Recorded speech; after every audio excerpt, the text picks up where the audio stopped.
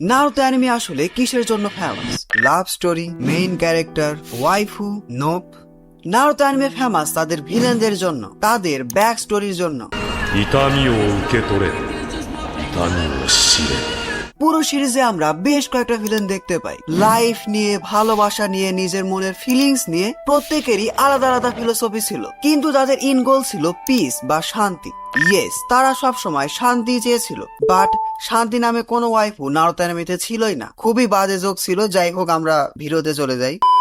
Naruto এর villain গুলো আসলেই ঠিক ছিল। প্রথমে আসে জাবুজা। ওজি নারুতোতে আমার বেশ পছন্দের ক্যারেক্টার ছিল। একদম শুরু থেকে কিন্তু জাবুজা ভিলেন ছিল না, তাকে ভিলেন বানানো হয়েছিল। কিভাবে? তার কপাল খারাপ ছিল, সে জন্মগ্রহণ করেছিল ব্রুটাল হিডেন মিস ভিলেজে। কোনোয়া ভিলেজের শিনোবি দেখেছে। কোনোয়া ছিল খুবই ডেভেলপ একটা নেশন, থ্যাঙ্কস টু হাশিরামা এবং টোবিরামা, অলসো মিনাতো, হিরোজেনকেও thank, and of course lady Tsunade, সেও ভিলেজের জন্য অনেক কিছু করছে। যাই হোক, কোনোয়া ছিল ডেভেলপ নেশন। যে সকল ভিলেজ হিডেন মিস্টের মতো অতটা ডেভেলপ ছিল না। এখানকার সিনারি অন্যরকম। এখানে শিনোবিদের ট্রিট করা হতো জাস্ট একটা মেশিন হিসাবে। জাবুজেরা নিজে বলেছিল যে শিনোবিদের কোনো পার্সোনাল ইচ্ছা নাই, তাদের যেমন ভাই অর্ডার দেওয়া হবে, যেমন মিশন দেওয়া হবে সেটাই পূরণ করতে হবে, পার্সোনাল কোনো ড্রিম নেই। এন্ড ইয়েস, এটা কাইন্ডা ট্রু। নারুতো অ্যানিমেতে আসলে ওইভাবে শিনোবিদের যে ডার্ক সাইড আছে সেটা ওইভাবে দেখানো হয়নি। ইয়েস, নারুতো অ্যানিমেতে অনেকটাই দেখানো হয়েছে, বাট বুঝতে পারছো আমি কোন দিককার কথা বলছি। অ্যাজ এ শিনোবি পার্সোনাল কোনো ফিলিংস না। শিনোবিদের ট্রেনই করা হতো ভিলেজকে প্রোটেক্ট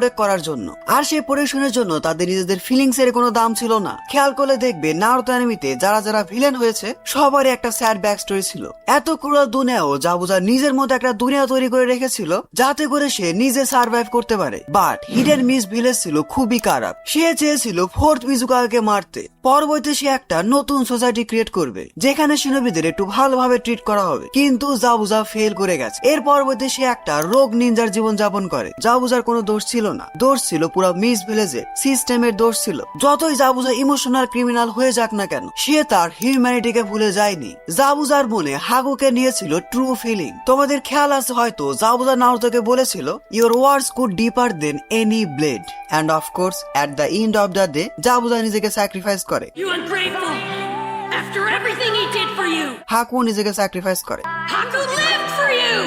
And for what? এই দুজনের লাইফ সেখানেই শেষ হয়ে যায়। Honestly to say, shinobi world যতটা ভালোভাবে দেখানো হয়, ডিপ ডাউন এটা খুবই ডেঞ্জারাস, ব্রুটাল। এরপর আসে পেইন। নাগরের পুরো লাইফটাই ছিল স্যাডনেসে ভরা। হিডেন লিফ, হিডেন রক এবং হিডেন স্যান্ড ভিলেজ, এগুলো ছিল বড় বড় নেশন। তারা নাগাটোর যে ভিলেজ ছিল অর্থাৎ হিডেন রেন ভিলেজকে একটা ব্যাটেল ফিল্ড হিসাবে ইউজ করতো। আর এটার জন্য হিডেন রেন ভিলেজে কখনো পিসি আসেনি। ছোট ছোট বাচ্চা থেকে শুরু করে সিভিলিয়ান পর্যন্ত তারা সবসময় আতঙ্কে থাকতো। সেকেন্ড এবং থার্ড গ্রেড নিনজা ওয়ারে তো হিডেন রেন ভিলেজ একেবারে ডিস্ট্রয় হয়ে গেছে। নাগাটোর মা বাবা থেকে শুরু করে নর্মাল সিভিলিয়ান পর্যন্ত সবাইকে বিনা বিচারে নৃশংসভাবে হত্যা করা হয়, খুবই ব্রুটালি। ইয়েস, নাগাটোর নিজের চোখের সামনে তার মা বাবাকে মেরে ফেলে দেওয়া হয়েছিল। ভাবো একবার, জাস্ট নাগাটোর জায়গায় নিজেকে রেখে ভাবো। এর পরবর্তী নাগাটো একটা অনাথের জীবন যাপন করে। একবেলা খাবার জন্য সে দরজায় দরজায় ঘুরতো। খিদার জন্য তার অবস্থা এমন হয়ে গিয়েছিল যে সে হাঁটতেও পারছিল না। কেউ তাকে খাবার দিত না, সবাই তাড়িয়ে দিত। শুধু তাই নয়, নাগাটো নিজের চোখের সামনে তারই বেস্ট ফ্রেন্ড ইয়াহিকোকে মরতে দেখে। আর এই সব কিছু হয়েছিল যুদ্ধের জন্য। ইয়েস, শিনোবি ওয়ার্ল্ডে এক এক নেশনের সাথে আরেক নেশনের যুদ্ধের জন্য। যদি কোনো যুদ্ধই না হতো তাহলে হয়তো শিনোবি ওয়ার্ল্ডে আসলে পিস চলে আসতো। নাগারো তার লাইফে এত বেশি পেইন সহ্য করেছে যে সে তার নিজের নামে পেইন রেখে দিয়েছে। জাস্ট ভাবো একবার, একটা মানুষ কতটা। যাই হোক, আমি আর কিছুই বলবো না। এই ভিডিও বানাতে বানাতে আমার খুবই মন খারাপ হচ্ছে। জিরার সাথে দেখা হওয়ার পর নাগাটো তার লাইফে একটা আলো খুঁজে পেয়েছিল, কিন্তু এই যে সাইকেল অফ হেট্রেড, এরা তার লাইফ থেকে কেন জানি যাচ্ছিলই না। এগুলা কিন্তু ফিকশনাল ক্যারেক্টার, বাট আমাদের রিয়েল লাইফেও কিন্তু এমনই এক্সিস্ট করে। ডিপ ডাউন আমাদের রিয়েল লাইফও কিন্তু এমন। আমরা যতই চাই, আমাদের কিন্তু কোনো না কোনো অ্যানিমে থাকবেই। এই দুনিয়া থেকে হেট্রেড কখনোই যাবে না, কখনোই না। সে তুমি যতই চেষ্টা করো না কেন, that's maturity, that's the realization. সাসের কথায় ধরো, তার লাইফে একটা স্যাড ব্যাক স্টোরি ছিল। অভিতর কথা একবার ভাব, রিনকে হারানোর পর সে অন্যরকম হয়ে গেছে। শিকামারু তার সেন্সেইকে হারিয়েছে। আমরা রিয়েল লাইফে নিজেরা অনেক বেশি ডিপ্রেসড। অনেস্টলি টু সে, এই ওয়ার্ল্ডে ট্রু পিস এক্সিস্টই করে না। রিয়েল ওয়ার্ল্ডেও এক দেশের সাথে অন্য দেশের লড়াই মারামারি লেগেই আছে। এদিক থেকে ধরতে গেলে পেইন আসলে ঠিক ছিল। এর পরবর্তীতে যে ক্যারেক্টারের কথা মেনশন না করলে না, আমাদের সবার পছন্দের broken hero Obito Uchiha. Obito আসলে কখনো ভিলেন ছিলই না। ইয়েস, এই নিনজা ওয়ার্ল্ডই তাকে বাধ্য করেছে ভিলেন হতে। একদম ছোটবেলা থেকে ওবিতো ছিল একদম ইনোসেন্ট। সে মানুষ মানুষের উপকার করতে চাইতো, কোনোয়া ভিলেজের জন্য অনেক কিছু করতে চাইতো।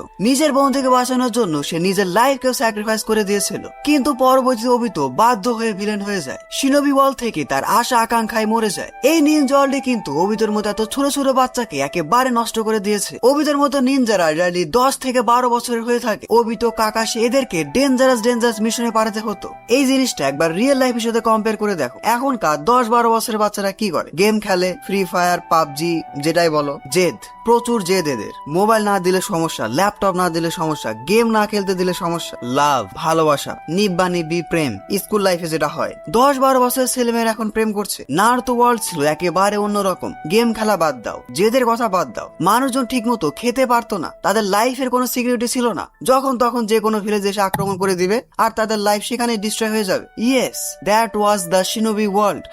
আর এর জন্যই হয়তো ওয়ান পিসের একটা খুবই ফেমাস ডায়লগ আছে, ডোফ্লামিঙ্গোর dialogue. Kids who have never seen peace and kids who have never seen war have different values. ওবিতোরা নিজেই বলেছিল যে এই সিস্টেম তাকে ফোর্স করে তার এই ভাষণকে বের করে এনেছে। কাকাশি, ওবিতো আর রিন, হাসিরাম এবং মাদারা তারা কোনোয়া ভিলেজকে এই জন্য শুরু করতে চেয়েছিল যাতে করে তাদের মতো অন্যান্য ছোট বাচ্চাদের যুদ্ধে যেতে না হয়, নিজেদের পরিবার ভাই বোনকে হারাতে না হয়। বাট কোনোয়া ভিলেজে এই যে সিস্টেম আছে এটা বারবার রিপিট হয়েছে। শিনোবি ওয়ার্ল্ড ওবিতোর মতো ক্যারেক্টারকে একেবারে ডিস্ট্রয় করে দিয়েছে। ওবিতো এটা নিজেই বলেছিল, look at me, there is nothing in my heart. এর পরবর্তীতে সাসকের কথায় ধরো, সাসকে কি ভুল ছিল? নো, সাসকে ভুল ছিল না। অনেকেই ভাবে যে ইতাচি মারা যাওয়ার আগে সাসকের অবস্থা অনেক বেশি খারাপ ছিল, বাট নো, ইতাচি মারা যাওয়ার পর সাসকের অবস্থা আরো বেশি খারাপ হয়ে যায়। ইতাচিকে হেট করার যে গিল ছিল, শিনোবি ওয়ার্ল্ড নিয়ে তার যে অবসেশন এবং আক্ষেপ ছিল, ইতাচি মারা যাওয়ার পর সবকিছু বের হতে থাকে। আর সাসকে বেছে নেয় দ্য ব্রুটাল ওয়ে। শুধু তাই নয়, ভিলেজের যে লিডাররা আছে তাদের মধ্যেও সমস্যা আছে। ডানজোর কথাই ধরো, হিরোজেনের কথা বাদ দিয়ে দিলাম। সাসকে যে লি ভিলেজকে ডিস্ট্রয় করতে চেয়েছিল তার দিক থেকে কিন্তু এটা ঠিকই ছিল। ইয়েস, আমরা সবাই হিউম্যান, আমাদের সবার ইমোশন আছে, হেট্রেড আছে। সবাই তো আর ইতাচি উচিহা না, কেউ হতেই পারবে না। আর এই জন্যই আমি ইতাচিকে আমার ওয়ালপেপার বানিয়েছি। That's why Itachi is my most favourite. But আমরা এখানে কথা বলছি সাধারণ শিনোবিকে নিয়ে, যারা স্যাক্রিফাইস করতে জানে না, সাসকের মতো, যাদের কাছে স্ট্রং মাইন্ডসেট নেই, নিজের হেট্রেড থেকে শুরু করে অন্যের হেট্রেড দূর করার মেন্টালিটি নেই, জাস্ট লাইক নারুতো। সো সাসকে আসলে এখানে ভুল ছিল না, তার দিক থেকে সে ঠিকই ছিল। কোনোয়া ভিলেজ ইতাচির সাথে যা করেছে সেটার জন্য সাসকে মেইলি কোনোয়া ভিলেজকে শাস্তি দিতে চেয়েছিল। উজিয়া মেসেকার হয়েছিল ডানজ এবং থার্ড হোকাগের লিডারশিপ ফেলিওর কারণে। Last but not the least, Madara Uchiha. মাদার এটা ধরে নিয়েছিল যে এই ওয়ার্ল্ডে পিস সম্ভব না। পুরো ওয়ার্ল্ড থেকে হেট্রেড কখনোই যাবে না। এক ভিলেজের উপর আরেক ভিলেজের, এক শিনোবি থেকে আরেক শিনোবির, এক ক্ল্যানের উপর আরেক ক্ল্যানের, এই যে হেট্রেড, এই সাইকেল সবসময় চলতে থাকবে। আর এই জন্য সে wake up to reality, the infinite Tsukuyomi dream create করতে চেয়েছিল, যেখানে সবাই একটা ড্রিমের মধ্যে থাকবে, ইলিউশনে থাকবে, তারপরেও তারা শান্তিতে থাকবে। এই যে ড্রিমটা, এটা তোমাদের অনেকের কাছে ফুলিশ বা বোকার মতো মনে হতে পারে। বছরের পর বছর চলে গেছে, হাসিরামার মতো শিনোবি চলে গেছে, পারেনি। ইতাচির মতো শিনোবি ছিল, পারেনি। নারুতো দ্য চাইল্ড অফ প্রফেসি, সেও পারেনি। বোরুতো অ্যানিমেতে দেখো, হ্যাঁ অবশ্যই নারুতো অ্যানিমের যে ব্রুটালিটি ছিল তেমন ব্রুটালিটি বোরুতো অ্যানিমেতে নাই। বাট এই যে হেট্রেড, এরা কিন্তু এখনো আছে। রিয়েল ওয়ার্ল্ডে দেখো, Russia versus Ukraine, USA versus Iran, কত লাখ লাখ মানুষ মারা যাচ্ছে। সেখানকার মানুষের লাইফ একেবারে শেষ হয়ে গেছে। কেন? রিসোর্সের জন্য, পাওয়ারের জন্য। গেস হোয়াট, নারুতো অ্যানিমে আসলে আমাদের রিয়েল ওয়ার্ল্ডের কাহিনী বলছে। কিশিমোটো ওয়াজ এ লেজেন্ড, যে কিনা কিছু ফিকশনাল ওয়ার্ল্ড, ফিকশনাল ক্যারেক্টারের মাধ্যমে এই সত্যটা আমাদের সবার সামনে তুলে ধরেছে। মাতারও দোষ আছে, সে একটা ফেক ওয়ার্ল্ড তৈরি করতে চেয়েছিল। ফুলিশ, নট রিয়ালিস্টিক, বাট খুবই ডিপ। একবার ভাবো, একটা শিনোবি কতটা ফ্রাস্ট্রেটেড, কতটা ডিপ্রেসড হলে এমন ডিসিশন নিতে পারে। সো নারুতো অ্যানিমের যে ভিলেন গুলো ছিল তারা আসলে ভিলেন ছিল না, তাদের একটা নিজস্ব স্টোরি ছিল। এই ভিডিওতে আমি সবার যে স্টোরি আছে সেটা কমপ্লিট করতে পারলাম না, কারণ বুঝতে পারছো অনেক ক্যারেক্টার আছে। আমি আসলে মেইন ক্যারেক্টার তুলে ধরলাম। আশা করি পুরো ভিডিও থেকে তোমরা কিছু না কিছু অবশ্যই শিখতে পারছো।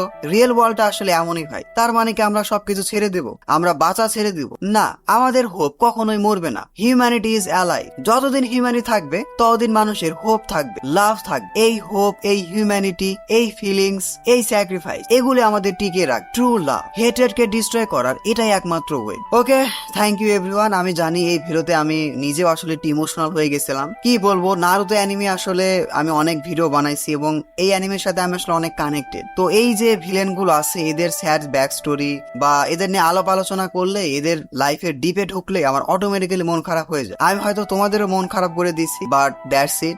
এখান থেকে আমি আসলে তোমাদের এটাই বলতে চাই যে লাইফে অনেক টাফ টাইম আসবে, হ্যাঁ, অনেক খারাপ সময় আসবে, বাট এই সময় গিভ আপ করা যাবে না। নারুতো আমাদের এটা শিখাইছে। প্লাস আমাদের পরিবার, ফ্যামিলি বা যারা আছে, ইতাচি আমাদের শিখাইছে যে নিজে খারাপ থাকলেও স্যাক্রিফাইস করে আর কি তাদেরকে হ্যাপি রাখা। তো এত দূর হয়তো আমরা যাব না, বাট তারপরেও যদি তুমি সেলফ স্যাক্রিফাইস করে নিজের অ্যাঙ্গার, নিজের রাগকে কিছুটা কন্ট্রোল করতে পারো, নিজের অভিমান, নিজের খারাপ লাগা, নিজের ইগোকে স্যাক্রিফাইস করতে পারো, তাহলে দেখবা ফ্যামিলি সম্পর্ক হোক, বন্ধুত্বের সম্পর্ক হোক, ইভেনচুয়ালি ভালোবাসা, লাভ, সবার যে একটা সম্পর্ক থাকে, প্রেম ভালোবাসার সম্পর্ক, এগুলোতে স্যাক্রিফাইস করলে, এই ইগোটা সাইড আবার রাখলে দেখবা অনেক কিছু স্মুথলি চলছে। And last but not the least, don't give up, work hard on your dreams, make it real. And আমার ড্রিম হলো 1 মিলিয়ন করা, 1 মিলিয়ন সাবস্ক্রাইবার। আমি জানি না আমি করতে পারবো কিনা, বাট আমার তোমাদের সাপোর্ট খুব ভালোভাবে লাগবে এবং অনেক বেশি করে লাগবে। সাপোর্ট করো। তোমাদের ইদানিং আমার আশেপাশে অনেক টক্সিটি দেখা যাচ্ছে, মেইনলি তাদের উদ্দেশ্যে আমি ভিডিওটা বানালাম। স্যাক্রিফাইস ব্রো, পৃথিবীতে অতটাও খারাপ না, অতটাও অসুন্দর না। একজন মানুষকে হেট দিয়ে, একজন মানুষকে খারাপ কথা বলে তাকে নিচু দেখায় তুমি কি প্রমাণ করতে চাও? There is no love, there is no profit. লাভ মানে কোনো ফায়দা নাই। যাই হোক, don't subscribe if you are not an anime fan. See you in next video.